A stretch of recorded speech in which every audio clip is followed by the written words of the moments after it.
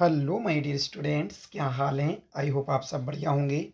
मेरे प्यारे बच्चों, एक बार फिर से स्वागत है आपके अपने YouTube channel Manoj coaching centre में।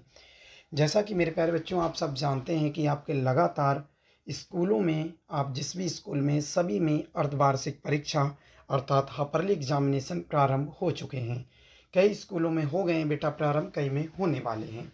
तो मेरे प्यारे बच्चों, उसी को देखते हुए हम आपको लगातार बेटा ये बच्चे ने भेजा है जिसके स्कूल में पेपर हो चुका है, उसी को ध्यान में देखते हुए बेटा हम आपको सभी सब्जेक्ट के अर्धवार्षिक परीक्षा के पेपर का सॉल्यूशन करा देंगे, जिससे अगर आपके स्कूल में नहीं हुआ है तो बेटा ये पेपर अवश्य देख के जाएं। हो सकता है मेरे प्यारे बच्चों इस वीडियो से, इस पेपर से आपके स्कूल के पेपर में भी अनेक प्रश्न फंस जाएं। तो चलिए मेरे प्यारे बच्चों, शुरू करते हैं बिना देरी किए आज की वीडियो।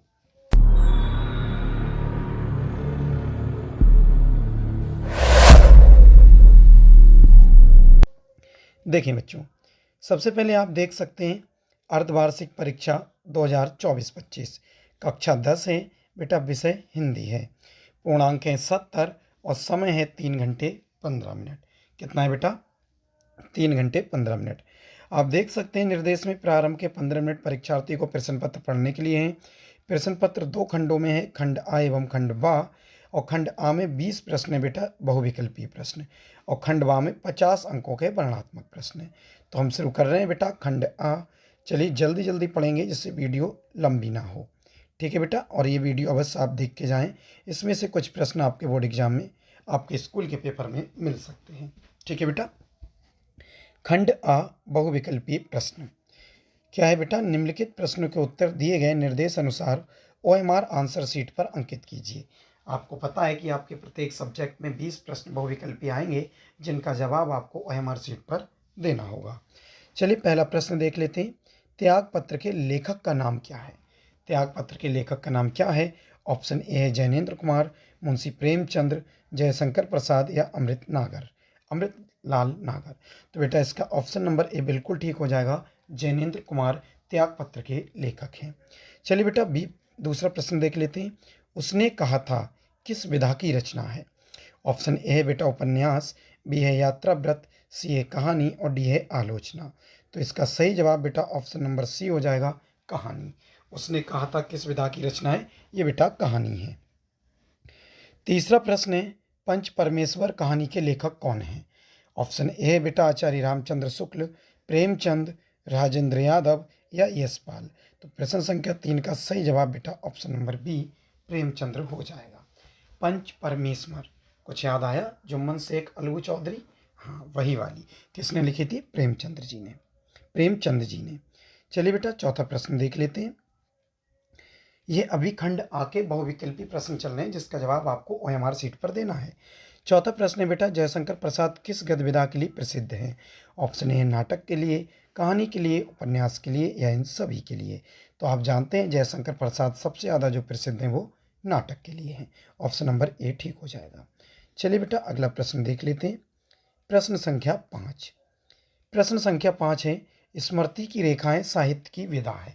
स्मृति की रेखाएं साहित्य की विधा है, क्या है? ऑप्शन ए है जीवनी, बी है भेंट वार्ता, सी है संस्मरण, डी है नाटक। तो बेटा इसका सही जवाब हो जाएगा ऑप्शन नंबर सी, संस्मरण। छठा प्रश्न है बेटा, अयोध्या सिंह उपाध्याय हरिऔध की रचना कौन सी है? ऑप्शन ए है साकेत, बी है प्रिय प्रवास, सी है कवि प्रिया और डी है शिला पंख चमकीली। तो छठे का राइट जवाब ऑप्शन नंबर बी हो जाएगा, प्रिय प्रवास। क्वेश्चन नंबर 7 है, रसखान किस काल के कवि हैं? ऑप्शन ए है आदिकाल, बी है भक्ति काल, सी है रीति काल और डी है आधुनिक काल। तो 7वें का सही जवाब ऑप्शन नंबर सी हो जाएगा बेटा, जो रसखान है वो रीति काल के कवि हैं। चलिए मेरे प्यारे बच्चों 8वां प्रश्न की तरफ बढ़ते हैं। 8वें नंबर का जो प्रश्न है वो है, महादेवी वर्मा किस युग की कवित्री हैं? ऑप्शन ए द्विवेद युग, प्रगतिवादी युग, छायावादी युग या प्रयोगवादी युग। तो 8वें का सही जवाब बेटा ऑप्शन नंबर सी हो जाएगा, छायावादी युग की। और एक विशेष या अच्छी कवित्री हैं छायावादी युग की महादेवी वर्मा। चलिए बेटा 9वां प्रश्न देखते हैं, ध्यान से समझेंगे। 9वें नंबर का प्रश्न है, गंगा लहरी के रचनाकार कौन है?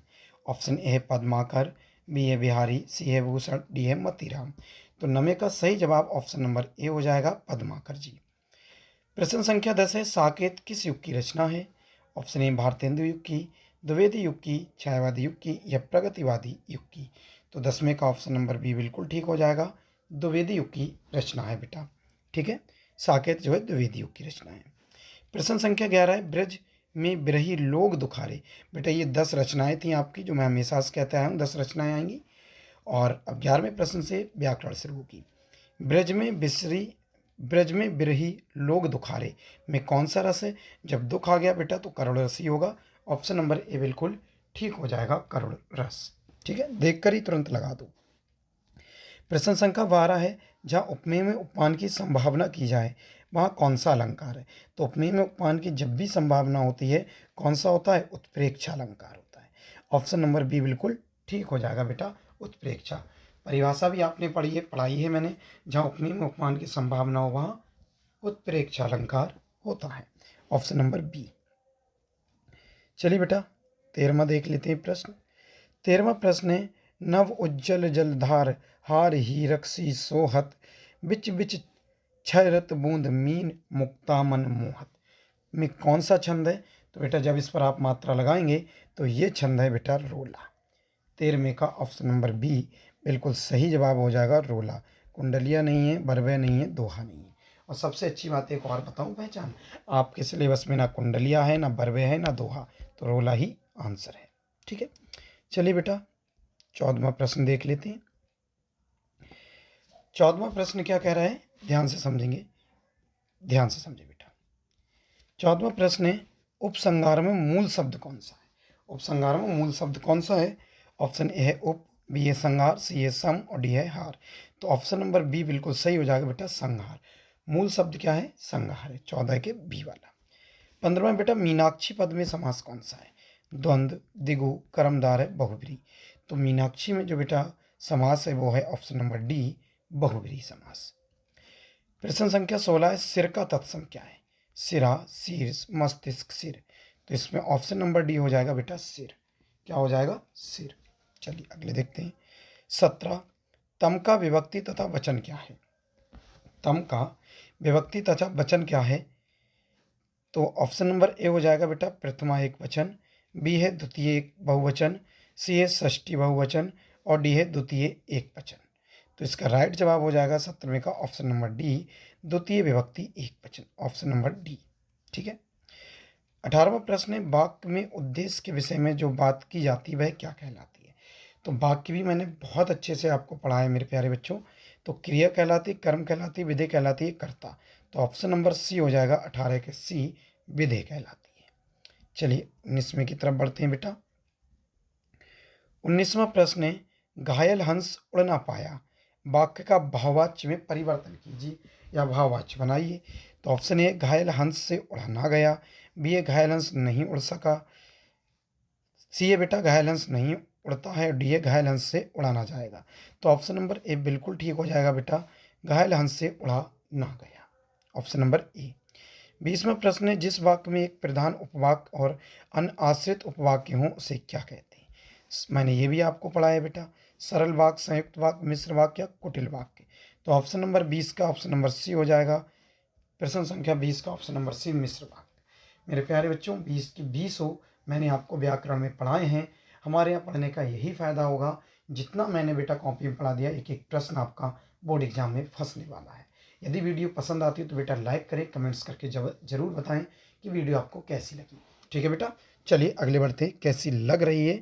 अब देखते हैं, ये तो था हमारा खंड आ। क्या था मेरे प्यारे बच्चों? ये था खंड आ, जिसमें हमारे 20 क्या थे? बहुविकल्पी। अब हम देखते हैं बेटा खंड बा, ध्यान से देखेंगे। खंड बा, ये रहा आपका खंड बा, वर्णात्मक प्रश्न। क्या है? निम्नलिखित गद्यांश पर आधारित प्रश्नों के उत्तर।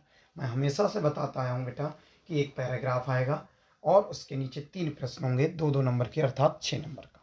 गद्य में भी 2 आएंगे, काव्य में भी 2, संस्कृत में भी 2। क्यों? क्योंकि उनके बीच में अथवा लगा होगा, करना एक ही है। तो आप देख सकते हैं यहाँ पर कह रहे हैं गद्यांश पर आधारित नीचे प्रश्नों के उत्तर दीजिए। 3 प्रश्न होंगे, 2 नंबर का एक होगा, टोटल हो गए 6 नंबर। अब आपको पता करने कि ये कौन सा पाठ का है, तो थोड़ा पढ़ के देखेंगे। यह कोई बात नहीं है कि एक स्वभाव और रुचियों के लोगों में ही मित्रता। क्या मिल गया बेटा? मित्रता। क्या मिल गया? मित्रता। तो आप तुरंत समझ जाओ ये कौन से पाठ का है। ये है मित्रता पाठ है और लेखक कौन है? आचार्य रामचंद्र शुक्ल जी। बाकी मैंने आपको अच्छे से पढ़ा है। मैं टोटल यहाँ पर इसलिए नहीं पढ़ा रहा हूँ कि वीडियो बड़ी हो जाएगी। आप अपनी फेयर कॉपी से देख सकते हैं। गद्यांश तो आपको पता ही चल गया, मित्रता पाठ है। लेखक कौन है? आचार्य रामचंद्र शुक्ल। चलिए अगले देखते हैं इनके नीचे क्या प्रश्न है। 3 प्रश्न भी होंगे ना बेटा। ये रहे इस गद्यांश के नीचे के 3 प्रश्न। पहला है उपयुक्त गद्यांश का संदर्भ लिखिए। बहुत अच्छी तरह से आप लिख सकते हैं इसका संदर्भ। क्या लिखेंगे? प्रस्तुत गद्यांश हमारी पाठ्य पुस्तक हिंदी के गद्य खंड के मित्रता नामक पाठ से लिया गया है। इसके लेखक रामचंद्र जी, आचार्य रामचंद्र शुक्ल जी हैं। रेखांकित अंश की व्याख्या मैंने आपको करना बताई, जिसके नीचे रेखा खींची उसमें आप लिख देंगे रेखांकित अंश की हेडिंग डाल के। रेखांकित अंश की व्याख्या हेडिंग डाल के उतने की आपको व्याख्या करना है जिसके नीचे हिंदी लिखी गई है। हिंदी आप देख सकते हैं मेरे प्यारे बच्चों कितने के नीचे लिखी गई है, सॉरी जी, किसके नीचे रेखा खींची हुई है आप उसके नीचे कर सकते हैं। ठीक है, चलिए चलिए अगले देखते हैं बेटा। तो इस प्रकार से आप संदर्भ भी लिख देंगे, रेखांकित अंश की व्याख्या भी कर देंगे। और तीसरा जो प्रश्न है, व्यक्ति एक दूसरे की ओर क्या देखकर आकर्षित होते हैं, तो इस प्रश्न का जवाब आपको इसी पैराग्राफ में आसानी से मिल जाएगा बेटा। ठीक है, तो ये तीनों प्रश्न आप ये ममता वाले मित्रता वाले पाठ से कर देंगे, जिसके लेखक आचार्य रामचंद्र शुक्ल जी हैं। अब मेरे प्यारे बच्चों ये तो गद्यांश में एक हो गया। अब ये देखिए अथवा करके भी एक आया है, क्योंकि मैं बार बार कह रहा हूँ गद्यांश 2 आएंगे ये अथवा करके। तो या तो आप ऊपर का कीजिए या तो आप ये कीजिए। तो मैं ये आपको नहीं करा रहा हूँ क्योंकि करना तो एक ही है। ठीक है, मैं इसका अच्छे वैसे भी जब अथवा लगाया तो बेटा एक ही तो करना है, तो आप ऊपर वाला आसानी से कर सकते हैं। कौन सा? मित्रता वाला। ठीक है, तो इससे मैं नहीं बता रहा हूँ क्योंकि वीडियो भी काफ़ी लंबी हो जाएगी। चलिए अगले देखते हैं। अब ये रहा बेटा पद्यांश का, पदांश के यानी काव्य का। इसमें भी 2 आएंगे। अधोलिखित पदांश पर आधारित प्रश्नों के उत्तर दीजिए। एक पद्यांश आएगा, 3 प्रश्न होंगे, 2 का 1 होगा, 6 नंबर हो गए। पुरते निकसी रघुवीर वधु धीर धीरी दय मग में डग द्वय झलकी भरी वाल कनी जलकी पुट सकी गए मधुरा दरवय फिर बूझती हैं चलो केतिक पर्ण कुटी करियो कित हैं ती की लखी आतुरता पी की अखियाँ अचि चारू चली जने। कौन सा पाठ है, कौन सी कविता है? तो मेरे प्यारे बच्चों मैं आपको बता दूं, ये पाठ का नाम है यानी कि कविता का नाम है कवितावली बनपथ पर। क्या है? कवितावली बनपथ पर, और तुलसीदास जी द्वारा लिखी हुई है। तो ये आप अपनी किताब में, मैंने फेयर में भी कराए, आप अपनी किताब में क्वेश्चन बैंक में देख लें कहाँ से लिए गए। कवितावली बनपथ पर तुलसीदास जी द्वारा है ये, और तीनों प्रश्न के उत्तर आप इसमें आसानी से दे देंगे। अब वैसे भी लास्ट में क्या है, सीता जी ने राम से क्या पूछा। अब सीता जी और राम तो तुलसीदास जी ने ही लिखा है ना, तो आसानी से आप इस प्रश्न से भी समझ जाएंगे। ठीक है, तो ये अपने गैस पेपर प्लस फेयर से आसानी से लिख सकते हैं, और मैंने पढ़ा भी दिया है। ठीक है, तो ये कैसे ले गया कवितावली बनपथ पर तुलसीदास जी से। चलिए अब इसमें भी आप देख सकते हैं बच्चों अथवा लगा है। क्या लगा है? अथवा। इसका मतलब एक काव्य का और भी होगा, लेकिन हमें करना, जब मैंने ये बता दी तो आप यही वाला कर लें। दूसरा ये दे रखा है, हमें ये नहीं करना है बेटा। ठीक है, क्योंकि ये वाला हमें नहीं करना है, हमें एक ही तो करना था, तो ये मत करना। चलिए अब देखते हैं संस्कृत में। गद्य का हो गया, काव्य का हो गया, अब संस्कृत का देखें। कह रहे हैं अधोलिखित संस्कृत गद्यांश। संस्कृत में भी गद्यांश और श्लोक दोनों की हिंदी लिखने को होती है। तो गद्यांश में से किसी एक, 2 गद्यांश दे रखे होंगे, इसमें अथवा नहीं होगा क्योंकि इन्होंने पहले ही कह दिया किसी एक का करना है। संदर्भ सहित हिंदी व्याख्या यानी हिंदी अनुवाद। तो ये संदर्भ के 2 नंबर मिलेंगे, हिंदी के 3, टोटल 5 नंबर। संस्कृत का 2 आएंगे, गद्यांश 1 करना। ठीक है, ऐसा नगरी भारतीय संस्कृति संस्कृत भाषा केंद्र स्थलम अस्ति। कौन सा है बेटा? बहुत अच्छे से पढ़ा है। अगर ये भी आप नहीं पहचान पाए तो फिर तो हाई स्कूल करने का फ़ायदा ही नहीं है। कौन सा पाठ है? वाराणसी। कौन सा है बेटा? वाराणसी। बहुत अच्छे से पढ़ा है, आप अपनी फेयर कॉपी में देख सकते हैं और अच्छे से इसे पढ़ सकते हैं। तो वाराणसी नामक पाठ से, और इसकी हिंदी अच्छे से बना के हिंदी अनुवाद कर देंगे। चलिए बेटा अगले देख लेते हैं। ये देखिए अथवा करके एक दूसरा संस्कृत का और दे रखा है, लेकिन करना केवल एक ही है। क्या दे रखा है? एकदा भयवा जना धूम्रयानम रेलगाड़ी। मैंने आज ही बताया था आपको कोचिंग में कि प्रबद्धो ग्रामीणा से एक अवश्य आएगा। तो यह है बेटा प्रबद्धो ग्रामीणा वाला पाठ, जो मैंने आपको बहुत अच्छे से पढ़ाया था। कुछ याद आया? इसमें पहले पूछता है गाँव के नागरिक, शहर के नागरिक रेलगाड़ी में जाते होते हैं। तो ये भी मैंने आपको फेयर में लिखा है, बहुत अच्छे से पढ़ा है। तो वैसे तो आप इन दोनों में से कोई सा एक कर सकते हैं, लेकिन आप वाराणसी वाला कर दें, वो काफ़ी सरल है। ठीक है, ये करने की आवश्यकता नहीं है। ये तो बेटा संस्कृत के गद्यांश के थे। अब संस्कृत में भी पद्यांश आता है, संस्कृत में भी पद्यांश आता है। देखो चौथे नंबर पे, निम्नलिखित संस्कृत पद्यांशों में से किसी एक का, आगे बेटा किसी एक का। अब इसमें श्लोक होंगे, 2 श्लोक, 2 में से एक का संस्कृत में अनुवाद करना है, मतलब हिंदी में अनुवाद करना है और संदर्भ लिखना है। ठीक है, तो किसी एक का संदर्भ सहित हिंदी व्याख्या कीजिए, इसके भी 5 नंबर मिलेंगे। का वाला है, निद्रा नीचो अहिस्मिति त्वम खेदम कूपम कदापि माँ व्रथा अत्यंत सरस हृदयो यथा परेशा गुणगृहीतासी गृहीतासी। तो बेटा या तो इसकी आप संदर्भ लिख के अनुवाद करें हिंदी में, या फिर ये निचले वाले का। मैं आपको बता देता हूँ, का वाला जो बेटा दे रखा है ये है अन्योक्ति विलासा नाम का। संस्कृत में एक चैप्टर होगा बेटा अन्योक्ति विलासा, उससे लिया गया है। तो इसकी हिंदी भी मैंने अच्छे से पढ़ाई है बेटा, आप फिर में देख लें, और इसका संदर्भ भी है। ठीक है, तो एक ही कर दें, हवाले करने की आवश्यकता नहीं है। ठीक है बेटा, चलिए 5वां देखते हैं। 5वां प्रश्न एक ही कर देना, का वाला अन्योक्ति विलासा वाले से। हिंदी भी इसकी आसानी से मैंने कराई, फिर में देख लेना, गैस पेपर में भी देख सकते हैं। 5वां प्रश्न है, स्वपठित खंडकाव्य के द्वितीय सर्ग का सारांश लिखिए। स्वपठित खंडकाव्य के द्वितीय सर्ग का सारांश, ये बेटा मेवाड़ मुकुट है। कौन सा है? मेवाड़ मुकुट। ठीक है, तो मेवाड़ मुकुट है स्वपठित खंडकाव्य द्वितीय सर्ग। अब मेवाड़ मुकुट में आपसे द्वितीय सर्ग पूछ रहे हैं, या तो ये लिखिए, और बीच में लगाए क्या बेटा अथवा।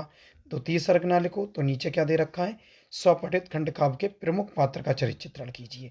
तो प्रमुख पात्र कौन है बेटा, कौन है? महाराणा प्रताप। तो महाराणा प्रताप का आपको चरित्र चित्रण करना है। और ये बात मैं एक नहीं 20 बार बता चुका हूँ कि ये बोर्ड एग्जाम में भी आएगा, हापरली में भी आएगा। तो ये आपको 2 करना है, इसके 3 नंबर मिलने वाले हैं। या तो द्वितीय सर्ग, अब द्वितीय सर्ग ना करें तो आप कर देना मेवाड़ मुकुट खंडकाव्य के जो नायक हैं महाराणा प्रताप, उनका चरित्र चित्रण। इसमें प्रमुख पात्र कहिए तो प्रमुख पात्र का मतलब ही है जो उसमें प्रमुख है। तो महाराणा प्रताप से ज़्यादा प्रमुख कौन है? कोई भी नहीं। तो महाराणा प्रताप का इसमें चरित्र चित्रण कर देना। वैसे भी अथवा में से एक करना है, ऊपर वाला मत करना, ये कर देना। ठीक है, सबके गैस पेपर में लिखवाया भी है। चलिए 6ठा वाला देख लेते हैं बच्चों।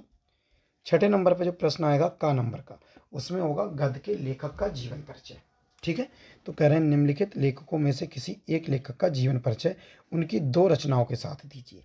ज़्यादा हेडिंग ना डाल पाओ तो आप जीवन परिचय का हेडिंग डाल लें और उनकी 2 रचनाएं लिख दें, रचनाएं हेडिंग डाल के। ठीक है, बाकी तो मैंने 4 हेडिंग बताई हैं, आप वो भी डाल के लिख सकते हैं। ठीक है बेटा, जीवन परिचय, कृतियाँ, भाषा शैली, साहित्य में स्थानीय साहित्यिक परिचय। तो ये गद्य का एक लेखक का जीवन परिचय करना है। और आया किस किस का है बेटा? रामचंद्र शुक्ल, जयशंकर प्रसाद और पद्मलाल पुन्नालाल बख्शी।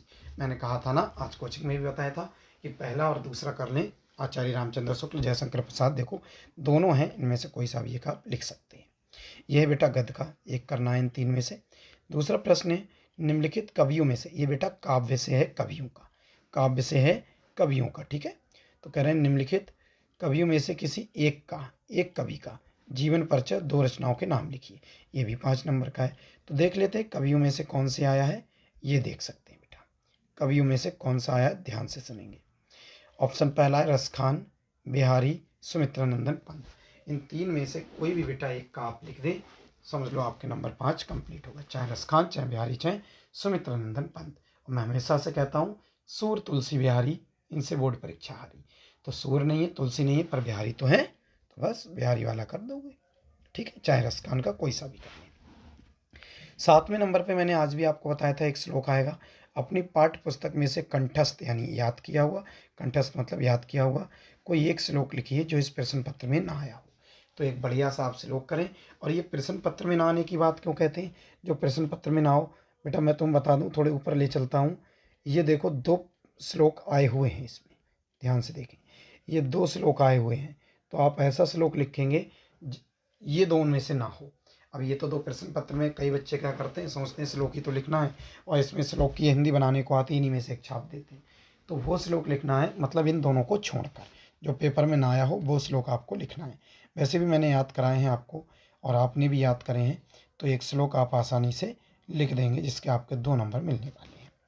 8वें नंबर का प्रश्न है बेटा, फीस माफ़ी के लिए प्रधानाचार्य को प्रार्थना पत्र। बहुत अच्छे से आपको फीस माफ़ी के लिए लिखना आती है, लिखवाई भी है।